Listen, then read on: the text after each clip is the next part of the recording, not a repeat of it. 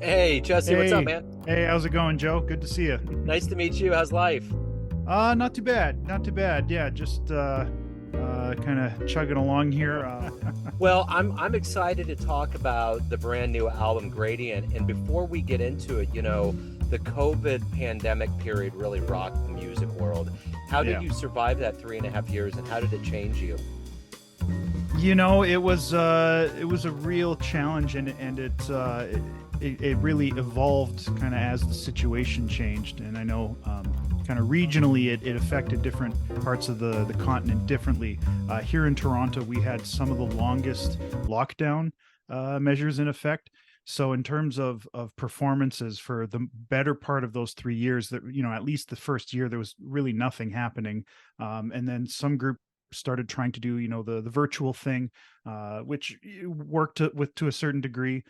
But we were very fortunate to also have some government support for artists. It wasn't a ton, but it helped. And my wife works through a hospital, so she was working from home, and able to continue. So it we made the best of it. And I'm very grateful for the Canada Council for the Arts, which helped fund the creation of this project. A lot of those grants I wrote during the lockdown because what else do you have to do? Yeah. And so for me, it ended up being a period where I really got to dive in to a deep level of work that I probably wouldn't have been able to do otherwise. Just because you're busy if you're gigging all the time, and the hustle and bustle and whatnot. That was we really did make the best of it, and so I'm grateful for some of those opportunities that I was able to kind of create through that period. But yeah, I mean, it was a very weird time, right? Like, what does it mean to be a musician if you're never performing? Yeah. And it was actually through that period where I realized, because I work so much as a side musician, I really had very little music to my own name that was visible to anyone online, or through other medium. So this project really was how I kind of tried to solve that. It kind of gave me that inspiration to, like, get out there and actually get some of my music recorded, get it out where people can listen to it and see where it goes. And that answers a big question about artistically how this nexus of this project came together. Kind of how did this project, how did you bring the trio in?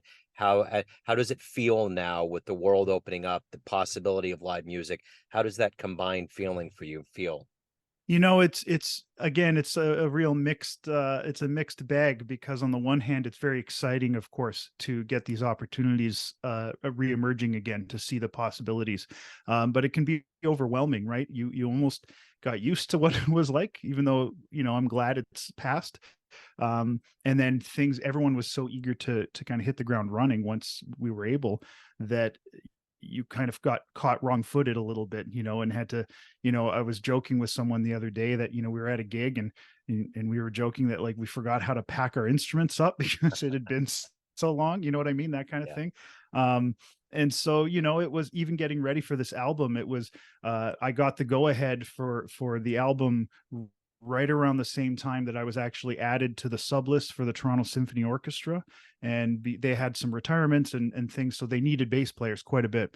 And so I was working almost nonstop through the whole period of preparing for the album. And part of me was like, you got to be kidding me.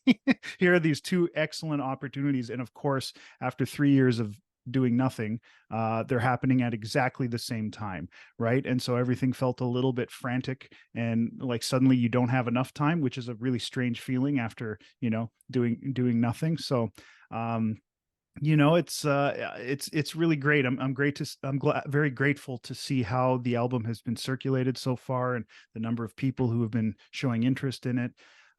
We'll have to see where it goes from there.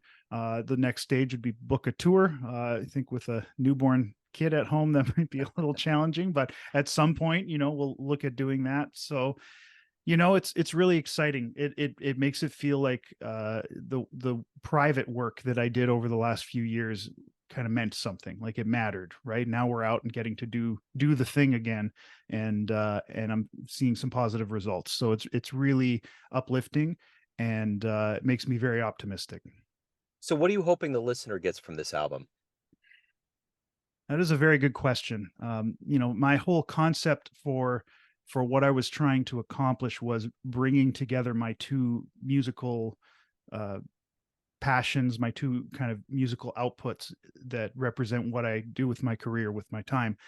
And that, of course, is a modern jazz approach to improvising, and how I play my instrument, as well as drawing from this kind of orchestral background and a lot of the orchestral work that I've been doing, and to use those elements of those two to create sort of a hybrid sound that balances the kind of spontaneity and excitement of improvised music with the sort of craftsmanship that you see in a more orchestral or chamber music setting, where you can really use composition to bring the listener into places that may or may not happen if it was left entirely improvised.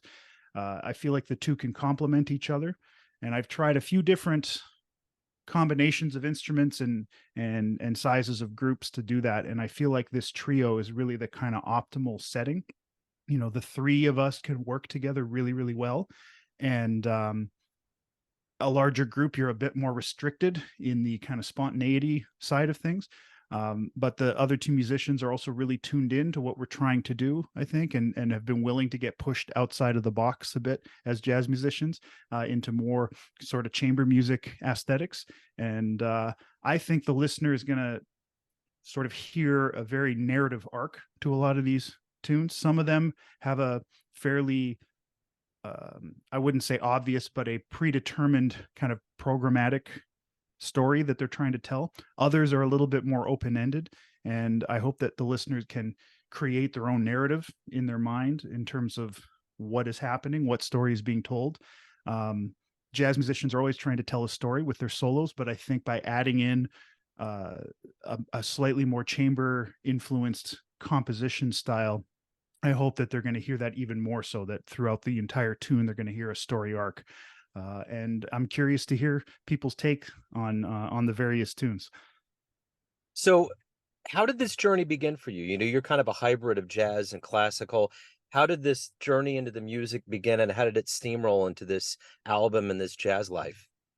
So initially, I was exclusively a jazz musician. That was certainly my background. I grew up in Winnipeg in central Canada, and very early on got kind of thrown into the gigging scene. I was still in high school, playing with much older musicians, figuring out a lot of how to play the music and how to play the bass on my own.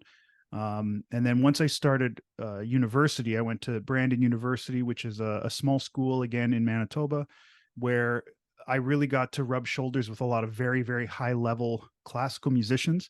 Brandon is best known as the hometown of James Ennis, who's one of the world's leading violin soloists.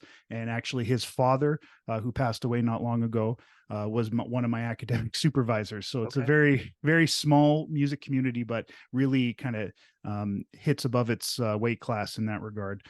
And through my involvement at that school, I got to start playing in the orchestra, doing a lot more chamber music and things that I had at that time minimal experience doing, and I was hooked right away.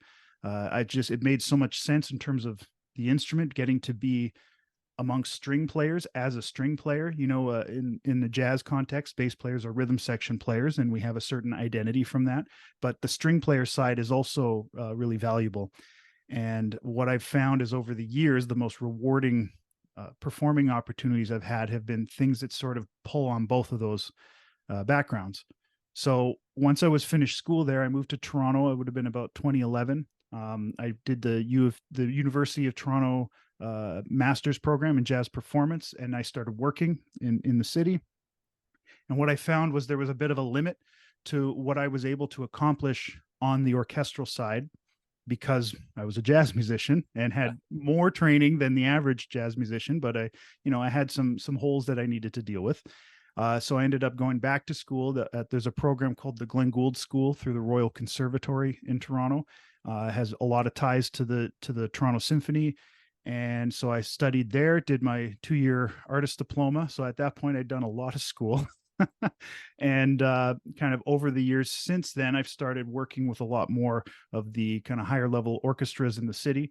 And that kind of peaked in the last couple of years, where I started playing with the Toronto Symphony very frequently, as well as the opera in town, the Canadian Opera Company, and a few other professional orchestras, in amongst the freelance jazz work that I was doing. And I found that the two have really complemented each other. Certainly, they both have made me better as a bass player. And yeah, now what I was trying to do is just kind of pull those two together and try to create almost a statement of like, this is what I've been doing for the last 15 years or so. Yeah. uh Yeah. So what was the first live jazz show that blew you away? ooh, that is a very good question. I mean, I remember being early high school, uh listening to shows. I kind of didn't even know who I was listening to. I remember the first time I was at a blues bar and I heard an upright bass player, a professional upright bass player. I was doing a bit of electric at the time, and just seeing this guy, how he navigated the instrument, and the instrument itself just really blew me away. And as I started getting more and more into jazz, I discovered Dave Holland.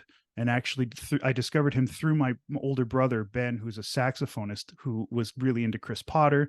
And so he did. This was right around the time of his famous quintet with Chris Potter and Robin Eubanks and all of those guys.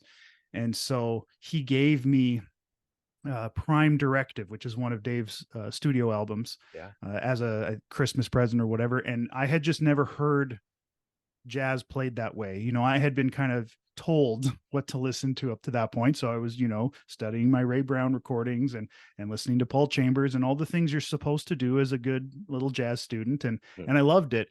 But hearing Dave's quintet was like, oh, this is what people are doing now. And that was so mind blowing to me. And then lo and behold, I think a year or two later, they actually came to Winnipeg, where I was, and played at the jazz festival there. And hearing that quintet live was, I still remember just being so taken aback at, it was like I was hearing that favorite recording of mine, but live in the room. And just the energy, and I loved the compositions. I loved the way that Dave kind of ran the band, his band leading skills, in addition to the way that he could just play the bass and sort of be that pin. I always thought of him as like a tent pole holding down these wild and crazy things going on around him, and everything was held together because he was just this unwavering, steadfast reference point for everything. So yeah, I mean, I was a huge am still a huge Dave Holland fan, and that quintet holds a really special place for me in terms of development and who I am as a musician. So you talk about this album being kind of the culmination of these 15 years of you being a professional. I'm curious, in this whole road of being a professional musician, what do you like the best about it? What is the aspect of it that you always look forward to the most? Hmm. Yeah, that is, man, I think just getting to express myself through my instrument, and that, everyone likes a thing they can tinker with. And for me, the ability to spend most of my time thinking about the bass and how I express myself through it, and then getting out and demonstrating that in all of these different environments, is so rewarding for me. The versatility that the instrument allows me is really fun. I enjoy getting to play with really high level musicians of a whole wide variety of styles in different contexts, in different rooms. The fact that it is always changing, sometimes it can be stressful, but most of the time it's really exciting to just get to collaborate with so many highly skilled and creative individuals, and yet to feel like I bring something really unique and specific to the project. That's why they have me there. You're never just a faceless name or something like that. You're there for a reason. So I take a lot of pride in that. And then hearing the end result when you combine all of these skilled people together, and the sum is greater than the whole is greater than the sum of its parts. I think that remains something that I always really enjoy and find fulfilling. So why do you love jazz? Hmm. To me, jazz is um, a combination of highly prepared uh, expert material with the sort of frantic, energizing risk taking of improvising. So there's an element of knowing you're going to hear something great, but you never know exactly what you're going to hear, and you are watching someone take risks live in front of you, in front of an audience. There's not a lot of people who are willing to do that. Even if they could have the skills to do it, and many people can, the idea of getting up in front of people and not, starting a tune and not knowing how you're going to end it. That was one of those things that always blew the minds of my orchestral colleagues, that they just couldn't handle that. It takes a certain type of person to not only be willing to do that, but to actually enjoy doing that. And as a player, certainly once you get to the point where you feel like you can confidently do that, it just really opens up so many new possibilities that you could never come up with alone by yourself with a pen and paper. There's something about the energy of being surrounded by people who are also willing to take risks like that. It's really exciting as a musician. It's really exciting as an audience member, whether it's live or on recording. It's just, there are a few styles of music that are actually better live than in the studio. You know what I Yeah. mean? Yeah. Well, that Mm-hmm. was Sonny's thing. Sonny Rollins always Mm-hmm. wanted to get out there live. A lot of people do. There's just a feel to it. It makes more sense. Um, Absolutely. so at the end of the day, everyone has a perception of you, your family, friends, fans, but you ultimately run the show. What's your perception of yourself? Who do you think you are? Ooh, there's a difficult question to answer. That's the Um, therapy question. I think um, probably one of my strengths that is not something I earned. It's just kind of the way I am, but just kind of maintaining. It's the classic bass player thing of just being super even keel pretty much all the time. Like I don't tend to get super excited, but I also don't get super down on anything. I just sort of, keep everything sort of in that happy medium space. And I try to apply that obviously in working contexts. I think it's really important, but I also think personally, I try to be that sort of, um, kind of person who regulates things and kind of keeps everyone on the same page, keeps everybody happy. And sometimes it comes at a bit of personal cost, but I think it's worth it in the end. So I hope that comes across to other people. I would say that most would agree with that. But yeah, I try to just take it easy and go with the flow most of the time, but also know when I need to step in and try to make some stuff happen, and try to just not get too worked up about anything, and just keep it cool. You're totally right. When I think about all the bass players that I know, there's a level of, you guys epitomize exactly what you are. You guys are always in rhythm. Yeah. Yeah, you don't want the bass player gets too amped up, right? Because then Right. there's going to be a crash at some point. That's a problem. You just keep it right in the middle, nice Yeah, and easy. exactly. Yeah. Well, you wouldn't want that bass player, even in a rock band, to have to hoist up that bass and smash it on the ground. It's just too big. It would be too magnanimous. Yes, yeah, and they're too expensive. Yeah, it's Right. hard to replace. Exactly. Well, Hmm. hey, man, if anyone wants to pick up the new album, learn more about you, live shows, anything that's going on, where can they go? So for the album, anyone looking to purchase it, I'm doing it all through Bandcamp. So I'm pretty easy to find. You can just search my name, Jesse Dietschi, at Bandcamp, or the URL is jessedietschi.bandcamp.com, and you can either download the MP3s, or you can buy a physical copy if anyone still does that and has a CD player.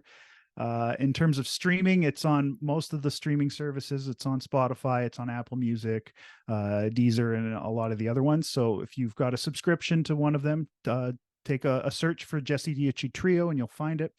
And in terms of upcoming performances and more information about the album, they can go to my website, jessedietschi.com. A quick Google search. It's a pretty unusual name. You'll probably find me. Yeah, for sure. Jesse, this has been wonderful. Thank you so much. Best of luck.